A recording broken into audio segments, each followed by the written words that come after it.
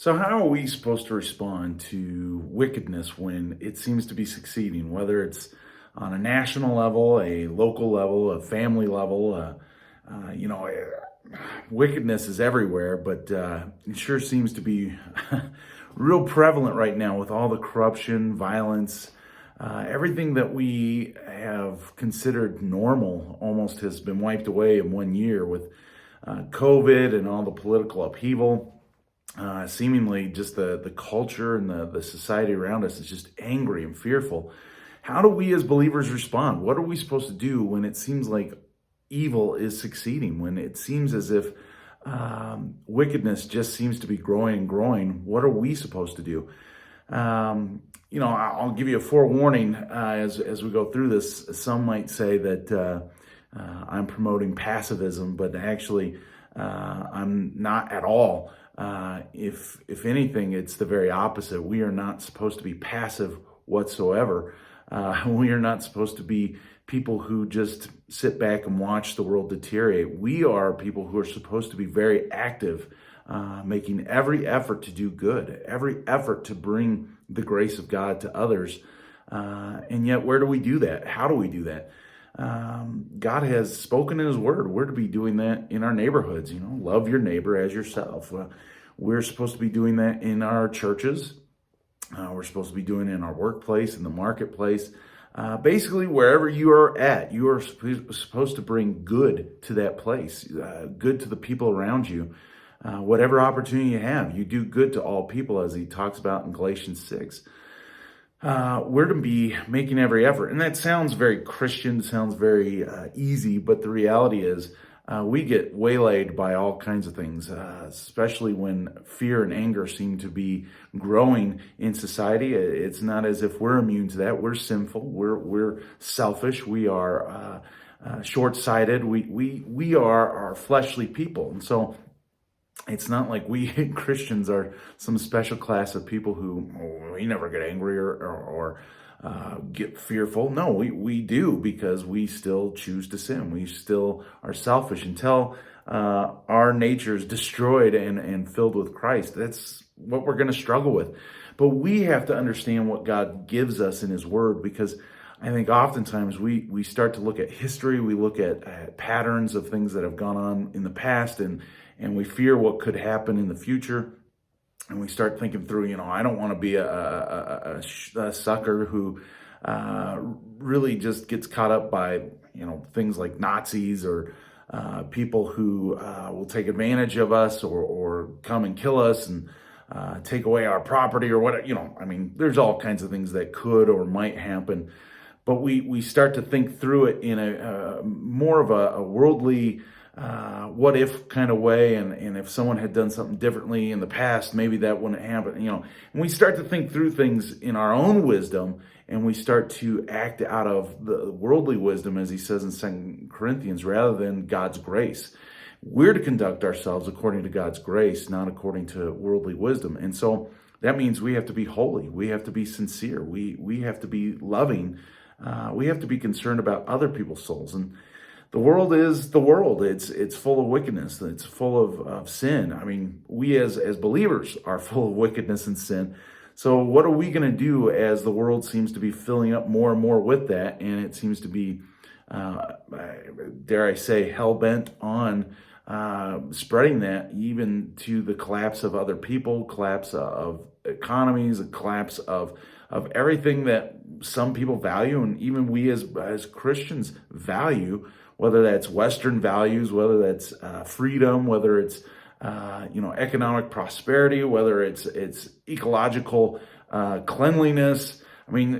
Everything is coming up for grabs, and it can fill us with such fear, such rage, such just a desire to do something. And yet, what do we do? You hear people wanting to take up arms. You hear others who are willing to fight for different political reasons, different political viewpoints. You have all the anger between establishment and unestablished dissidents and different colors and ethnicities and different backgrounds. We have so many things that we could have conflict about, that we ourselves as believers can be filled with what side do I take? Who do I go with?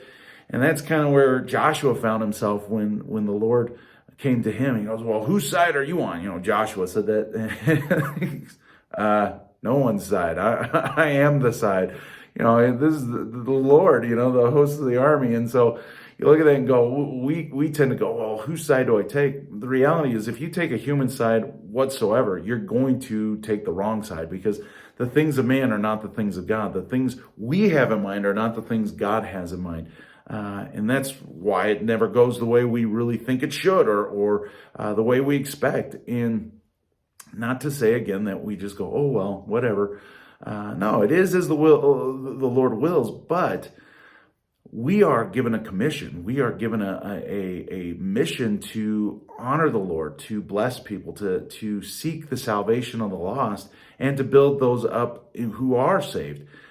We have a clear mission, and yet we get waylaid by all the fears, all the anger, all the things that are going on. And this is where we have to be careful as believers not to get caught up in fearing what might happen, in anticipating or being the first to predict how it's going to collapse or whatever. Who knows what's going to happen? We really don't know. The Lord knows, but we don't.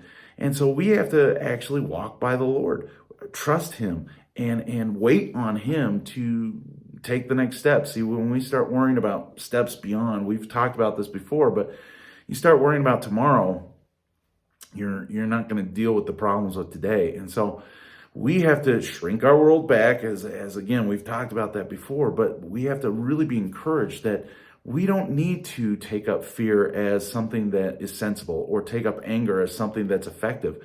Rather, we need to trust the Lord. That doesn't mean burying our heads in the sand and acting like nothing's going on. It doesn't mean pretending like everything's going to be just fine and dandy. But it does mean that we have the focus on the right thing, on the right person, on the right actions, and the right attitude.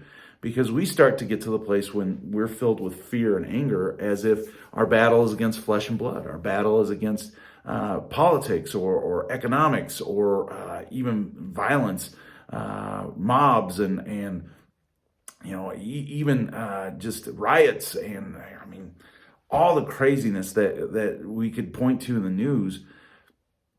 We're not subject to those things. We're not really responsible to take action in those things. And again, you just bury it. No. Talking about when we get to those places, hey, if you're a police officer, you do what a police officer is supposed to do. If you're a citizen, you do what a citizen is supposed to do. But we as believers are ambassadors for Christ. We have a higher calling, a higher mission that we're supposed to be doing. And in one sense, you could boil it down to one word that we need to take as an attitude and as an action. We need to do good. That's the word, good. We need to be good. We tend to start looking at everyone and everything else going, this is bad, this is bad. And honestly, if I'm being real, there's enough wickedness in my own heart and in my own actions that need to be dealt with before I ever even start going out to other people trying to make sure they're doing what's right. Again, that's not to say I don't say things. It's not to say that I don't speak truth in love. But I need to focus on what I need to be doing, and that's doing good for all those around me, is being a benefit. And that's what Psalm 37 says. And when you go to the notes, you'll see a bunch of cross references and passages that you can go to and questions. I really encourage you to get with someone else to discuss these things. But at the very least, you can look at it yourself and study those passages and really meditate on where you're at. Hopefully you'll do this with others as well. But Psalm 37 says, do not fret because of evil men, or be envious of those who do wrong. For like the grass, they will soon wither. Like green plants, they will soon die away. Trust in the Lord and do good. And he continues to repeat that mindset throughout Psalm 37, is do good. Trust the Lord. This is what we're supposed to be doing. We can only do good if we trust the Lord, but that's the outcome that we need to be looking at, is doing good and trusting the Lord. So hopefully as things are nuts and things, we can anticipate crazy things. We have no idea. I'm not trying to start a panic. What I'm trying to actually do is get our minds to wholesome thinking, to right thinking, to godly thinking, so that we can respond to our coworkers, to our neighbors, to our family, to anyone you are in contact with what is right, what is good, not what is fearful, not what is angry, but what we can anticipate from the Lord. Because even in the midst of evil succeeding, we can anticipate that God is there with us. God is our defender, and God will not abandon us. So we can anticipate good because God works all things out for the good of those who love him. So what should our response be? Take the study. I encourage you really to read through the passages, study it, think it through, discuss it with each other. And I think you'll come to a conclusion that I'm not trying to hide is we're supposed to continue to do good, not fear, not get angry, but trust the Lord. Do good. That's what we need to be focused in on.